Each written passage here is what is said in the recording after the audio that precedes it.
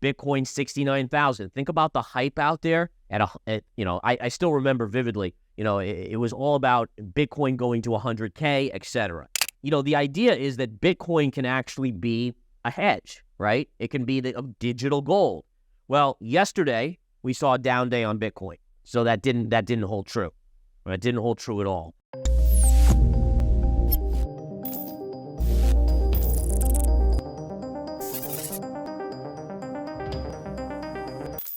In a volatile week for Bitcoin, various factors shaped the market's trajectory. Elon Musk's SpaceX decision to write off $373 million in Bitcoin initiated a chain reaction of sell-offs, impacting market dynamics. Yet, this is just one puzzle piece. Waning interest in Bitcoin ETFs and macroeconomic conditions are also influential. As the Federal Reserve Chair's speech loomed, selling pressure increased, affecting both cryptocurrencies and traditional markets. Bitcoin witnessed a substantial 10% drop, the most since the November FTX crash. Bitcoin now hovers near $25,500, eyeing the $27,000 resistance.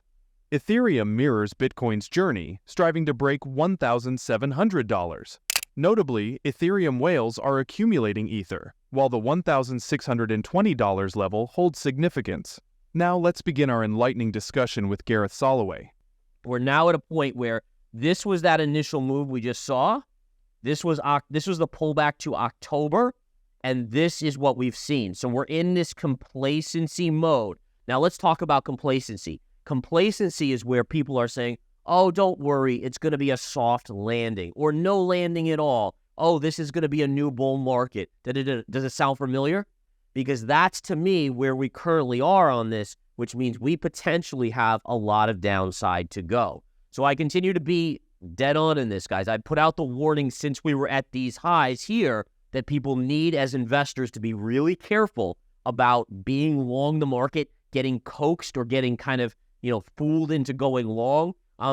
Good example of this yesterday, we saw how many upgrades of NVIDIA stock with ridiculous price targets. You have to remember that when that happens, it's usually a top. Historically, look back. You can do back testing. Google's out there, guys. Google's been around a long time. You can go back to highs on charts on various big names, and you will find that at those highs, the upgrades were absolutely ridiculous.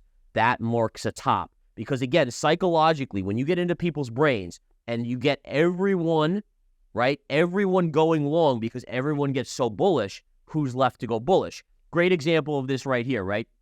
So in fact, let's do a little note here. So you have 10 people here to invest. All right. Now, when things are bearish, everyone's not owning the stock. There's 0 owners. So we'll do owners here. All right. And 0 are owning.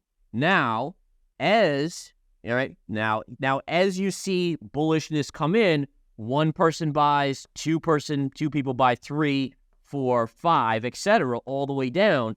And as it gets more bullish and more hype, more and more people buy. Until you get to a point here, right? Until you get to a point where, at this point, there are 0 people on that side, and everyone's on this side over here, right? And what ends up happening, folks, is that you then get in a scenario where even when things are good, like earnings, like on NVIDIA, there's just no one left to buy, and you've caught everyone in. And then smart money starts to say, wait a minute, we don't have any buyers, or maybe this is the last push of buyers like on NVIDIA yesterday. We need exit liquidity.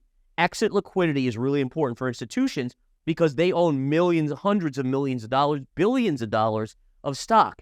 They can't exit except on days like yesterday.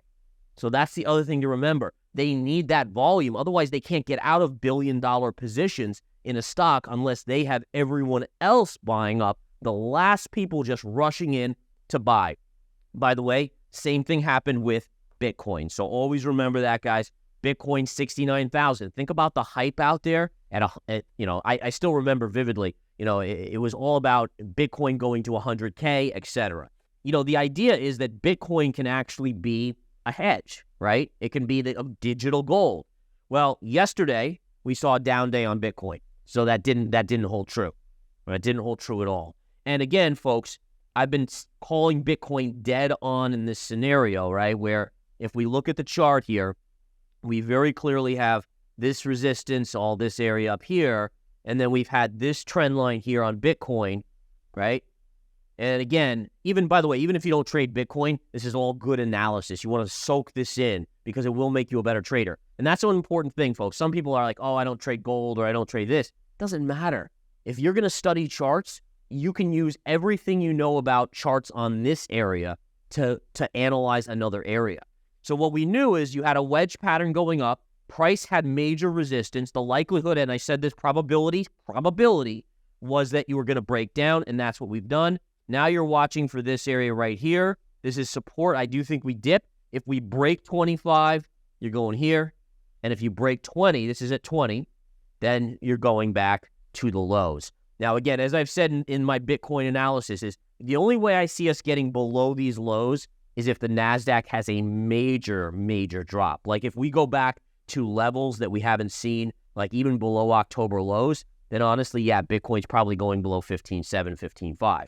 Don't forget to join us as we explore the unfolding events. JP Morgan thinks Bitcoin market bottom is near. A study of CME Group's Bitcoin futures and open interest indicates the crypto bear market may be approaching its end, according to JP Morgan analysts led by Nikolaos Panagiourtsoglou.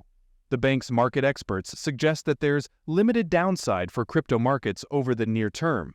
ARK Invest and 21 shares join 18 other contenders aiming to introduce an Ethereum futures ETF to the market. U.S. drug regulator mistakenly sent $55K to scammer.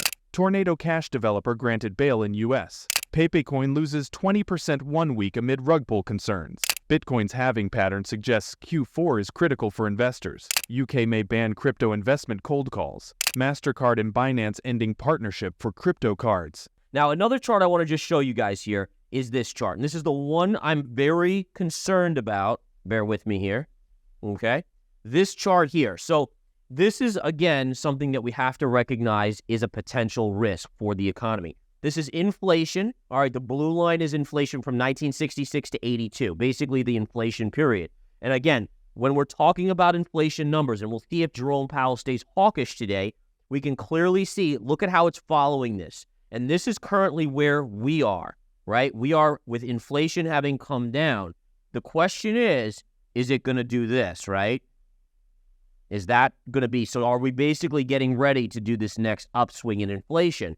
And again, a lot of this is going to be determined by, I want to follow what Jerome Powell says today in his speech. I think he's going to be hawkish, but I don't know that he will guide the markets to expecting a rate hike or just say he's data dependent. So we'll see how the markets react on that. But again, this has to be something we pay attention to because history repeats over and over again. And there's a tendency for everyone, as soon as the economy weakens, and it will weaken, mark my words, guys, there's a delay in Fed monetary policy's impact on the economy, and it's 6 to 12 months. We are absolutely, and I will almost go on record and guaranteeing, I'm not going to guarantee, but I'll say with 90% certainty, by 2024, we find ourselves in a nasty recession. All right, and the question then becomes, is the Fed going to hold tight if inflation is still 3%? Are they still going to say, oh, we're not going to hike? I mean, we're not going to print? Or are they going to print, which then creates this? And psychologically, this is what happens. A Federal Reserve or the government or whatever it is, they see people hurting. They see people losing jobs. They see the unemployment rate going up. And psychologically, they say, well, politicians just say, hey, I got to make sure I get votes, right? So that's their reason for printing money, right? So they just want to get reelected, which is so ridiculous. Term limits, I'll just say that, should be term limits. But the other side is the Federal Reserve is going to say, wow, we have a dual mandate. Yeah, inflation's 3%. But you know what? We have 8% unemployment. Screw it. Let's print. Let's print. All right. What happens? Boom. Follows the trend. So just keep that in mind, guys. That is a very plausible scenario of what could end up happening here. And that concludes an insightful episode of Money Talks. If you enjoyed the video, don't forget to give it a thumbs up and subscribe to our channel for more daily updates. Remember, knowledge is power, and we're here to empower you on your financial journey. Until next time, happy investing.